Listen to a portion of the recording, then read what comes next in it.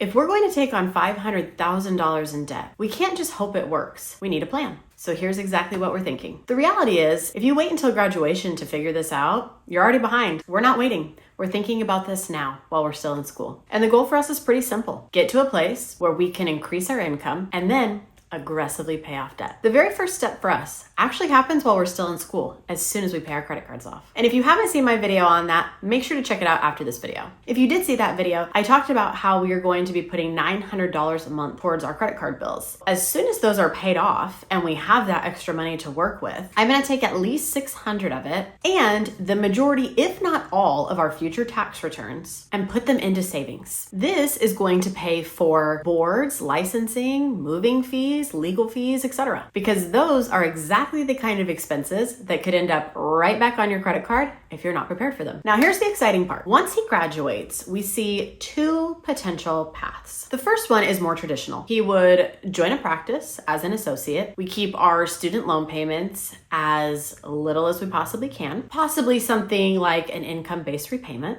During this time, behind the scenes, I am building our emergency fund, at least 6 months worth, while simultaneously saving the money for a down payment for him to get a practice of his own. It is no surprise, as an owner, you can have a significantly higher income. And then that is the point where we would aggressively pay off our student loans. Path number 2 is a little bit different, but it's potentially a faster way to get there. This would be him getting into ownership right out of school through a dental partnership organization, also known as a DPO. For this path, rather than having to spend the time saving up for that down payment for his loan, you can use something like a life insurance policy, for example, to use as collateral. This allows you to move into ownership much sooner, obviously, without waiting years to save. And then, of course, just like path 1, your income increases substantially, and then you can get aggressive with debt payoff. So really, both paths end up leading to the exact same place. Ownership, high income, and then get aggressive with the debt. Now, of course, all of this depends on timing, opportunity, and what actually makes sense for us when the time comes. But the biggest thing that is the most important for us is that we're talking about it now. We're making plans now instead of just hoping that everything works out. Of course, I would love to hear from you in the comments. Does having a plan like this make $500,000 in debt